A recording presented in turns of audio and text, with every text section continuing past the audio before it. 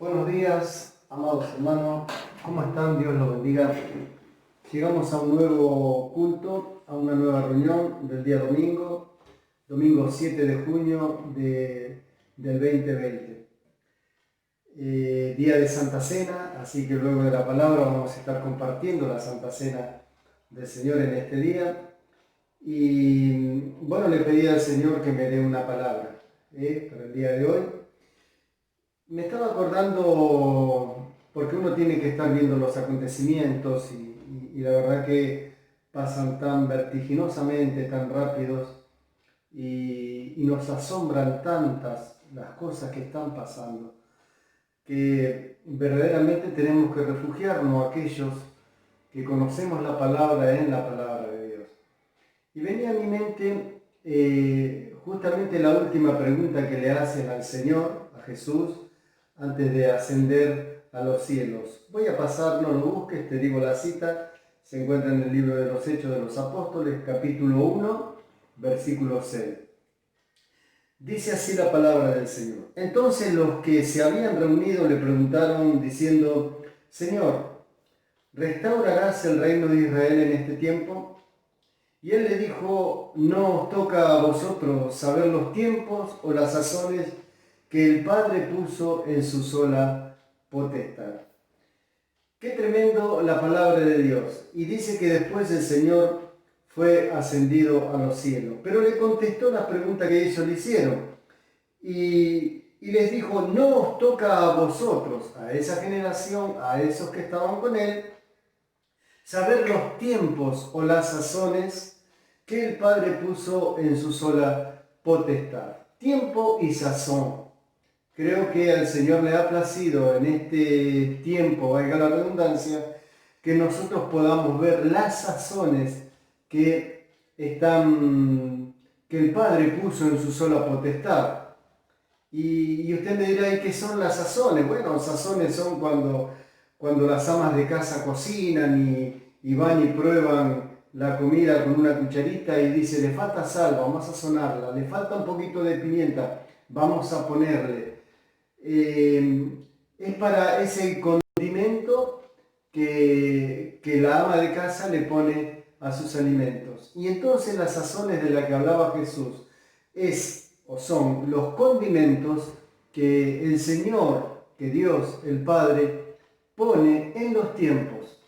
Vaya si en este tiempo se está sazonando la vida, ¿no es cierto? Cuando habla de tiempo, habla de vida. Y creo que hemos llegado a un punto en nuestras vidas, en este tiempo, que las sazones son muy elocuentes, que tienen mucho que ver con la palabra de Dios. Amada iglesia, más allá del problema, más allá de las formas en que te encuentre en estos tiempos, déjame decirte que el Señor, nuestro Dios, aquel en que nosotros hemos confiado y hemos creído, está sazonando la tierra y la están viendo en todas partes del mundo. El ser humano la está viendo, están viendo los sazones y nosotros nos refugiamos en la palabra de Dios. Por supuesto, los tiempos van marcando lo que la palabra de Dios dice. Una de las cosas que durante años el hombre de Dios, el creyente, es como que se le estaba prohibido o estaba velado, es poner la vista, los ojos en lo que pasa en el mundo, y hablaban del mundo peyorativamente, pero déjenme decirle que cuando Jesús hablaba de los tiempos que iban a venir en el mundo, y cuando hablaba de las sazones, hablaba de las sazones de las cosas que iban a suceder en este mundo. Y ahora estamos en este tiempo y el Señor, vaya si nos está hablando enormemente a través de esta gran sazón que esta generación está padeciendo. Nunca hemos padecido este tipo de pandemia, nunca hemos visto, al menos nosotros nunca la hemos vivido todavía. Y claro que son tiempos apocalípticos, tiempos difíciles, tiempos proféticos. máxime cuando se habla de que es un virus de laboratorio, y aunque así no fuera, porque no sé si se puede demostrar o no, creemos que el avance del hombre, la maldad del hombre sobre todas las cosas nos está llevando a este perjuicio. El hombre por el hombre. Y en este contexto le pedía al Señor una palabra. Y me llamaba mucho la atención, lo que seguramente a usted también le habrá conmovido, la muerte de este hombre de color afroamericano, John Floyd, creo que se llama, discúlpeme si no recuerdo bien el nombre, pero me parece que es así, en los Estados Unidos. Este hombre que estuvo agonizando bajo la rodilla de un policía blanco durante 7 u 8 minutos hasta morir. Ante los ojos de todos, nadie podía hacer nada.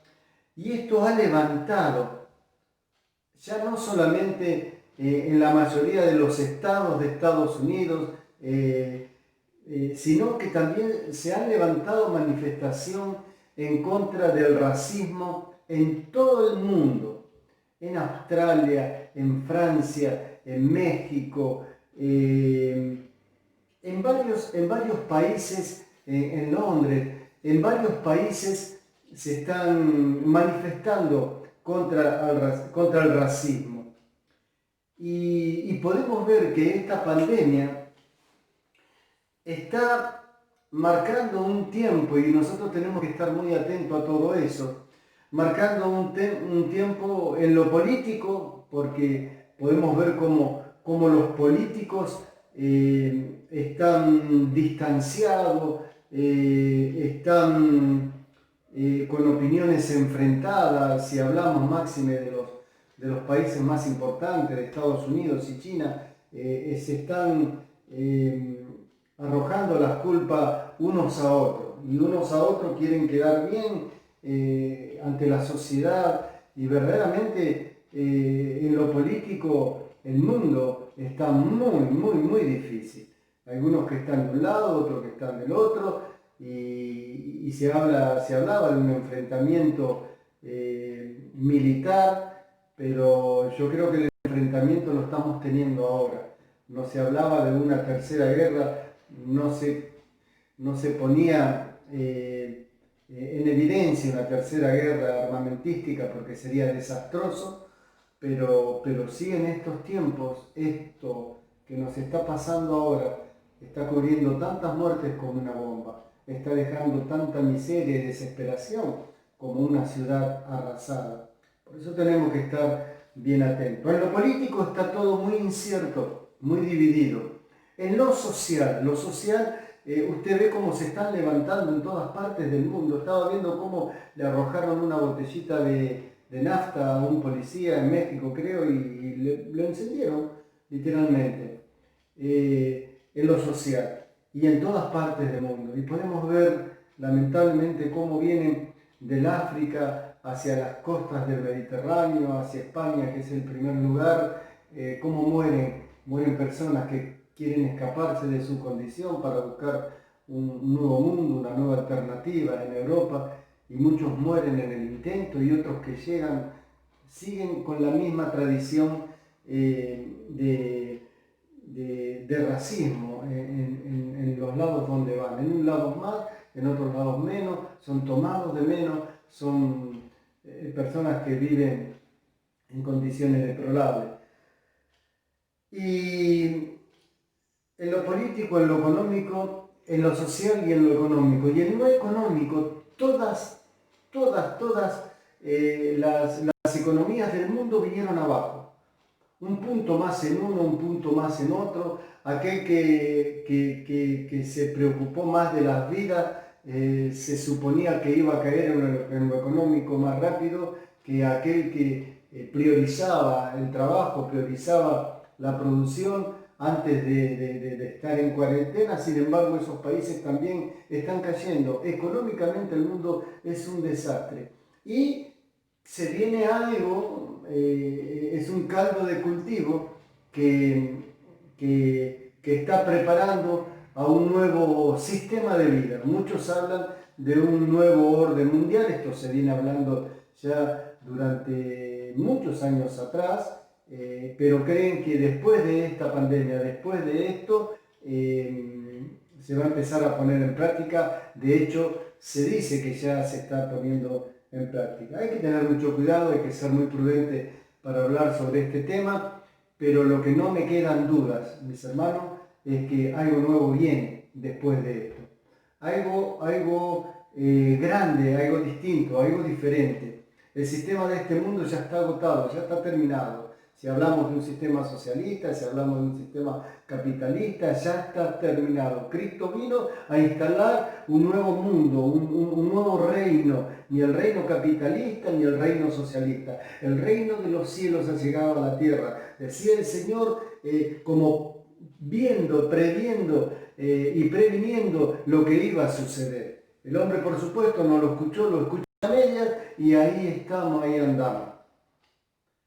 Y ahora no se encuentra en este momento con estas posibilidades. Si le pedí al Señor una palabra, que voy a hacer rápido porque tenemos Santa Cena, una palabra que me encanta, que me gustaría desarrollarla con más tiempo, pero no me dan verdaderamente, valga la redundancia, los tiempos.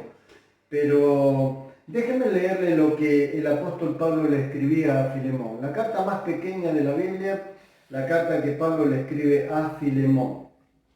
¿Quién era Filemón? Filemón era un hombre adinerado, de buena posición, que tenía a su cargo esclavos. Y Filemón había conocido la verdad a través de Pablo, había conocido a Cristo, había entrado en un nuevo mover de su espíritu a través del conocimiento de la verdad, del conocimiento de Cristo, y había ofrecido su casa en Colosas. Su casa había ofertado y de hecho funcionaba la iglesia en casa de Filemón. Cuando nosotros leemos la carta de Pablo a los colosenses, es muy probable, segurísimo, de que fuera en la casa de Filemón. La iglesia de Colosense funcionaba en Colosa, en casa de Filemón. Y Pablo le escribe a Filemón una carta. Y le dice: doy gracias a Dios haciendo siempre memoria de ti en mis oraciones, porque algo del amor de la fe que tienes hacia el Señor Jesús y para con todos los santos, para que la participación de tu fe sea eficaz en el conocimiento de todo el bien que está en vosotros por Cristo Jesús. Pues tenemos gran gozo y consolación en tu amor, porque por ti, oh amado, han sido confortados los corazones de los santos. Pablo estaba en Roma, estaba preso, y Pablo le escribe esta carta a Filemón, y como podemos ver en el preámbulo, en las primeras líneas, Pablo le hace gesto de admiración, de agradecimiento, de contentamiento de la forma que Filemón se está conduciendo, dirigiendo a los santos, como está dando lo que él había aprendido, lo estaba dando ahora. Tremendo. Y después le sigue escribiendo Pablo: por lo cual, aunque tengo mucha libertad en Cristo para mandarte lo que te conviene, ahí ya el tono de la carta toma otro matiz. Más bien te ruego por amor, siendo como soy, Pablo, ya anciano, viejito, y ahora además prisionero de Jesucristo, te ruego por mi hijo Onésimo, a quien engendré en mis prisiones. Pablo había conocido a un esclavo, Onésimo, que era esclavo de Filemón, que se había escapado de Filemón y había entablado un contacto con Pablo en Roma. Los esclavos en aquel tiempo eran lícitos tener esclavos. De hecho, la política romana era una política de construcción, de hacer caminos, de hacer puentes, de extenderse, y los esclavos estaban a la orden del día trabajando con sus amos. Sus amos mandaban sus esclavos, ganaban a través de los esclavos y los tenían verdaderamente como herramientas de trabajo, como un buen buey, un buen caballo, pero una herramienta humana de trabajo, así eran los esclavos.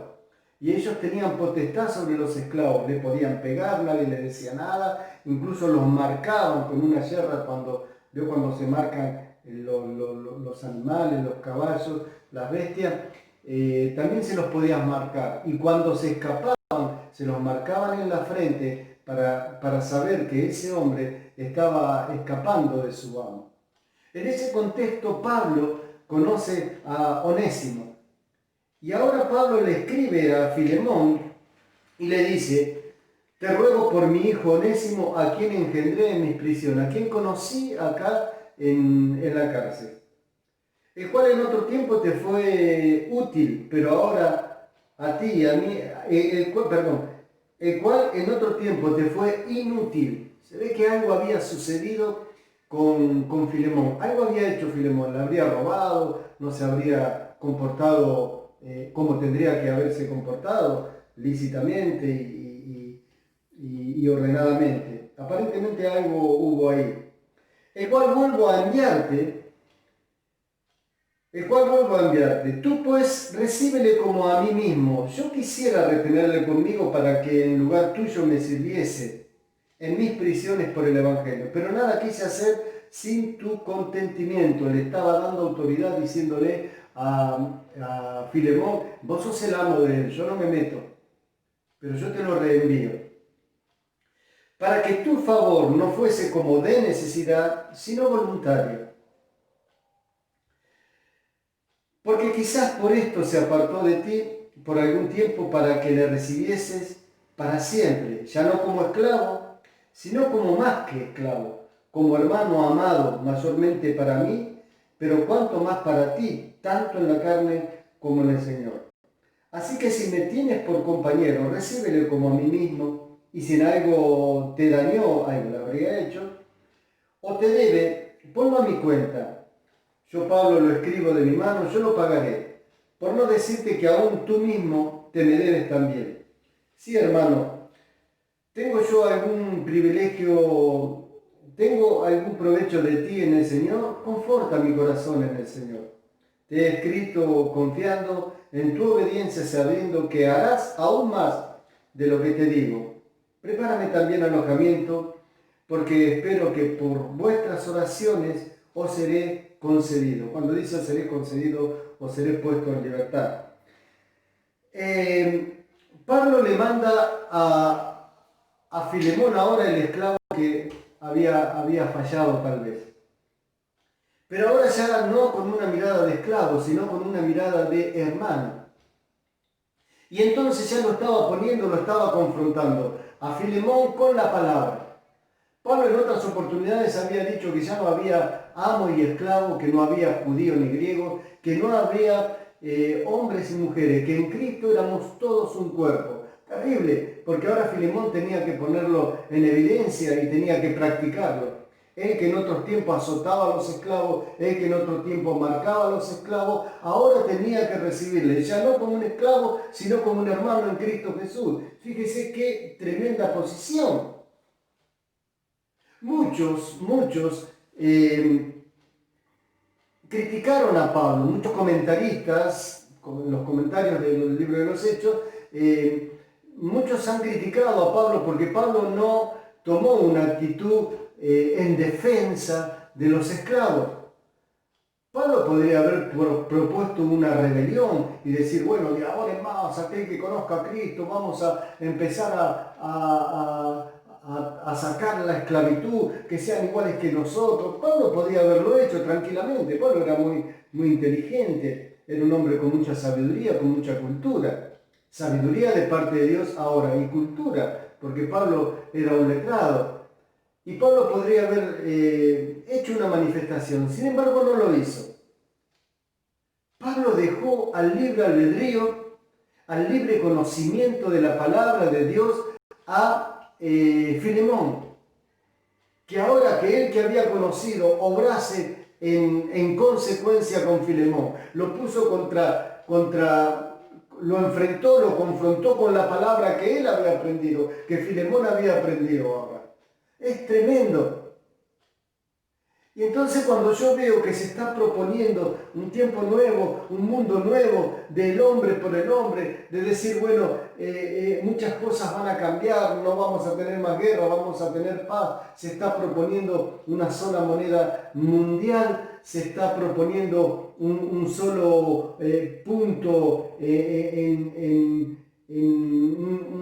un país como centro de distribución de todas las políticas mundiales, un sistema nuevo. Se están proponiendo cosas que ante los ojos humanos dicen, bueno, esto ya no sirve más, ya no va más, y entonces yo quiero algo nuevo. Muchos están a favor de ese nuevo mundo porque verdaderamente el hombre está con el agua al cuello. El hombre por el hombre está con el agua al cuello.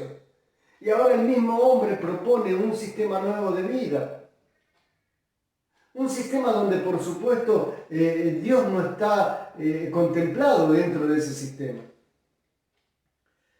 Es difícil que Dios no esté contemplado. Las tres grandes religiones, si se quiere, por poner un nombre, el judaísmo, el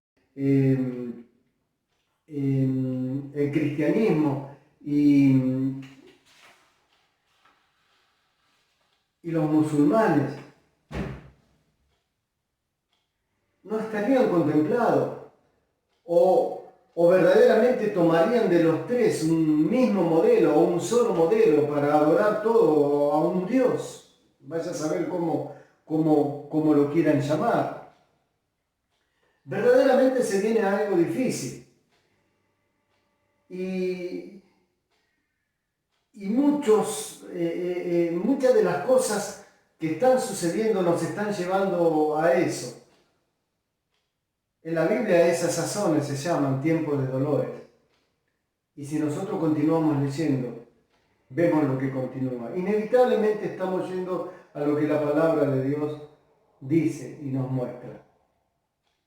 Déjeme decirle, mi hermano, que en lo político, en lo económico y en lo social está lo bíblico, está lo eclesiástico y está lo que Dios puso para la humanidad toda. Porque los hechos están reflejando lo que Dios estaba diciendo y lo que Dios estaba anticipando. Y entonces encontramos ahora en este contexto a la Biblia, a la palabra de Dios, que se están viviendo los momentos proféticos. Y el Señor nos pone como enviados, como apóstoles, en este contexto, para poder estar también ministrando ese nuevo tiempo que viene. Y proponer lo que el hombre no propone.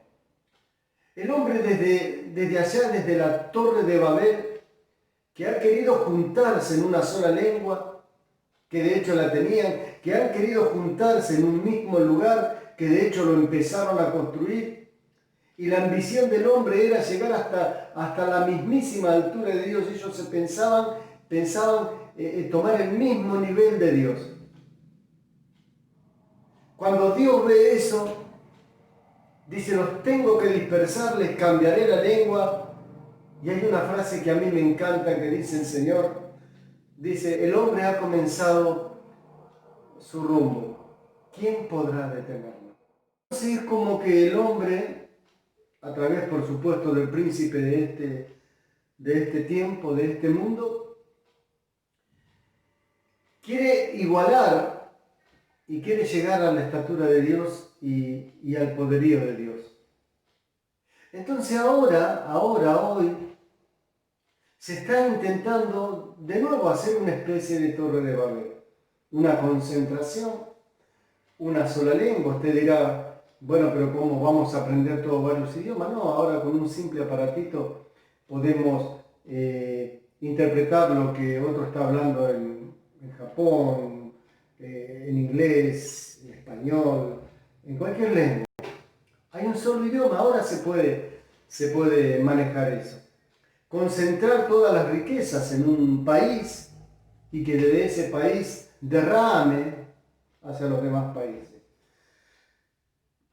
No proponer guerra, claro, no proponer guerras porque todos estarían sujetos a ese sistema que tendría un líder, apoyado por un líder religioso. Y esto ya nos daría pie para seguir continuando con otros tiempos que inevitablemente van a venir, porque las sazones van a empezar a condimentar los tiempos de este mundo. Y entonces nosotros tenemos que estar con los ojos muy abiertos y ya como cuando antes nos decían, no tenemos que estar tan atentos a la política, a lo social, no, todo lo contrario. Son las sazones que Dios está mandando en este tiempo para darnos cuenta. Dios no quiere una iglesia que esté todo el tiempo implorando, haciéndose un lugar propio, no saliendo al mundo. No, hay que abrir las puertas, hay que abrir las ventanas, hay que ver lo que está pasando afuera y de ahí tenemos que ver las sazones y qué es lo que tenemos que hacer nosotros como iglesia.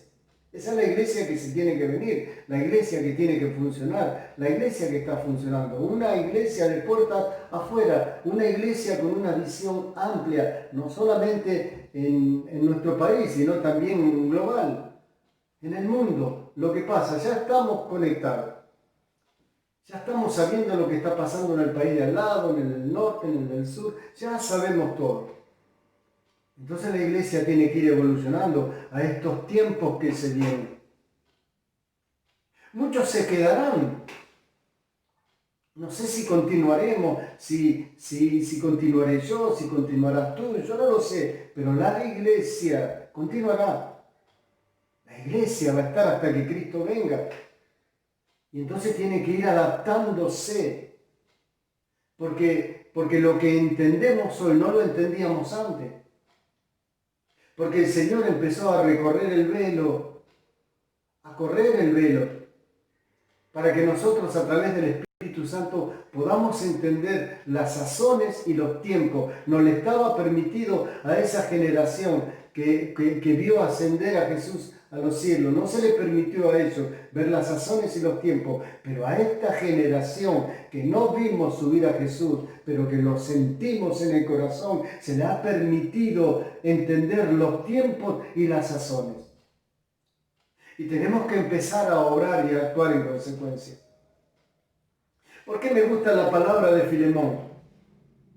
Porque de alguna manera Filemón y Onésimo están reflejando lo que hoy la sociedad necesita.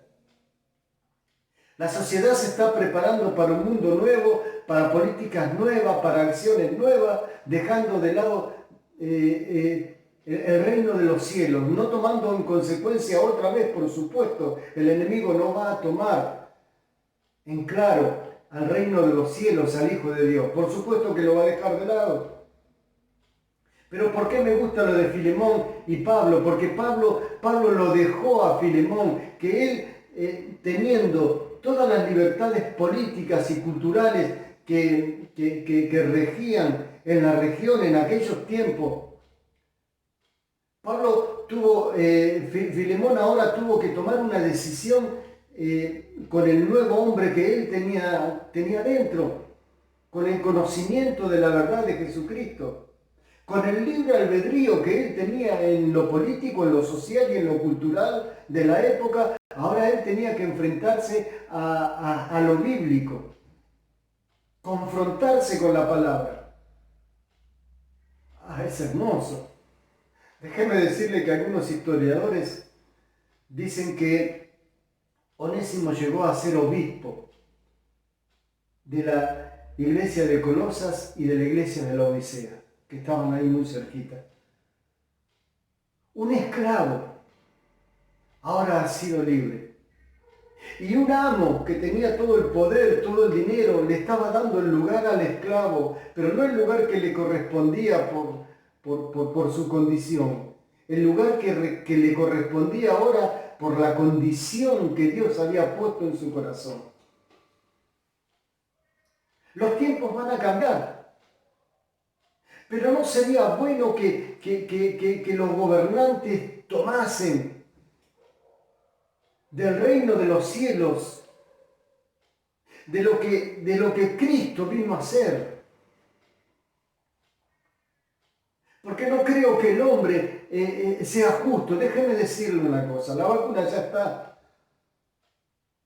La vacuna contra esta pandemia ya está. Muchos se sienten y nos sentimos tranquilos cuando dicen, sí, ya tenemos la vacuna, está en Oxford, está en Israel, está en Londres, los Estados Unidos también. A alguien, ya está.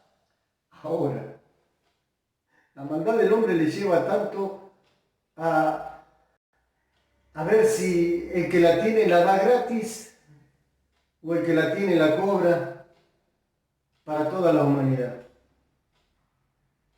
Qué mal final para pretender un buen comienzo de un tiempo nuevo. Difícilmente el hombre puede encontrar una vacuna. A esta ya la tiene. Pero difícilmente pueda el hombre encontrar una vacuna para curarse de la ambición. Difícilmente el hombre pueda encontrar una vacuna para curarse del racismo. Difícilmente el hombre puede encontrar una vacuna para vacunarse contra la indiferencia. Difícilmente el hombre puede encontrar una vacuna para vacunarse y no sentir de que esas personas se mueren en medio del océano, escapándose del hambre y de la miseria. El hombre jamás encontrará algo bueno. Y si este final, supuestamente después de esto, empieza algo bueno, este es el final del hombre y el comienzo va a ser peor. Yo quiero ahora dejarte un mensaje para ti, amada iglesia. Para vos que crees en Cristo y decir, y bueno, ¿cómo continúa esto? Mira, hermano, tenemos que estar con los ojos bien abiertos a lo que sucede a nuestro alrededor. No seamos ignorantes en la palabra. Dice, mi pueblo pereció por falta de conocimiento. Y el conocimiento es el saber que las sazones de los tiempos nos están marcando lo que está escrito aquí en la palabra. Y nosotros como enviados, como apóstoles, apóstol es enviado, somos enviados. Y como profetas que entendemos la palabra, tenemos que soltar esa palabra en lo inmediato. En lo inmediato. Yo le puse como título a la palabra Filemón marchando a favor o en contra del racismo. Filemón marchando en contra del racismo. A favor de George Floyd. Si Filemón estuviese en este tiempo, él les contaría la experiencia de haber sido un hombre con toda la autoridad sobre sus esclavos. Y hoy, Filemón había hecho una igualdad entre los esclavos. Mi hermano, este es un tiempo que el Señor nos pide igualdad. Igualdad no como la que está proponiendo este nuevo tiempo o como están proponiendo los libertinajes, igualdades de muchas cosas. Pero el Señor nunca estuvo a favor del racismo. Porque cuando Pablo decía que éramos todos iguales y somos un cuerpo, ese es el corazón de Dios. Igualdad para las mujeres que trabajan las mismas horas que los hombres y le pagan menos. Igualdad sobre esas mujeres que son acosadas, que son perseguidas, que son minimizadas.